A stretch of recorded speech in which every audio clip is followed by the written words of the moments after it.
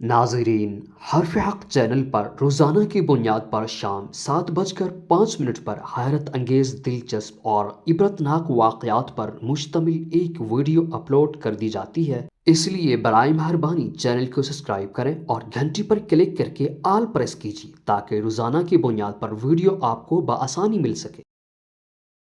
ایک بار ترکی کے سلطان سلیمان القانونی کو بتایا گیا کہ درختوں کی جڑوں میں چونٹیاں بہت زیادہ ہو گئی ہیں، تو سلطان نے ماہرین کو بلایا اور پوچھا کہ اس کا کیا حل ہے۔ ماہرین نے بتایا کہ فلاں تیل اگر درختوں کے جڑوں پر چھڑک دیا جائے تو چونٹیاں ختم ہو جائیں گی، مگر سلطان کی عادت تھی کہ کوئی بھی کام کرنے سے پہلے اس کے بارے میں شرعی حکم معلوم کرتے تھے۔ اس لیے خود چل کر ریاستی مفتی، جن کو شیخ الاسلام کہا جاتا تھا، ان کے گھر گئے، مگر شیخ صاحب گھر پر نہیں تھے۔ اس لیے ایک پیغام شعر میں لکھ کر ان کے لیے رکھا، جو یہ تھا: اگر درختوں میں چونٹیاں ہو جائیں تو ان کو قتل کرنے میں کوئی ضرر ہے؟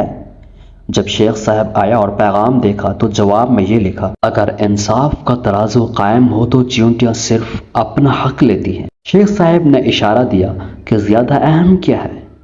سلطان آسٹریا کے دارالحکومت ویانا کو فتح کرنے کی نیت سے جہادی سفر پر نکلے، مگر راستے میں انتقال ہو گیا تو آپ کا جسد خاکی واپس استنبول لایا گیا۔ آپ کی تجہیز و تکفین کے دوران آپ کا وصیت نامہ ملا، جس میں لکھا تھا کہ میرا صندوق بھی میرے ساتھ دفن کیا جائے۔ علماء حیران ہو گئے اور یہ سوچنے لگے کہ یہ ہیرے جواہرات سے بھرا ہوگا اور اتنی قیمتی چیزوں کو مٹی میں دفنایا نہیں جا سکتا، اور اس لیے صندوق کھولنے کا فیصلہ ہوا۔ صندوق کھول دیا گیا تو یہ دیکھ کر لوگ خوف زدہ ہو گئے کہ اس میں وہ تمام فتوے تھے جو علماء سے لینے کے بعد سلطان نے اقدامات کیے تھے، اور ساتھ دفنانے کا مقصد یہ تھا کہ اللہ کو ثبوت پیش کروں کہ میں نے کوئی بھی حکومتی فیصلہ اسلام کے خلاف نہیں کیا، بلکہ علماء سے باقاعدہ فتویٰ لے کر کیا۔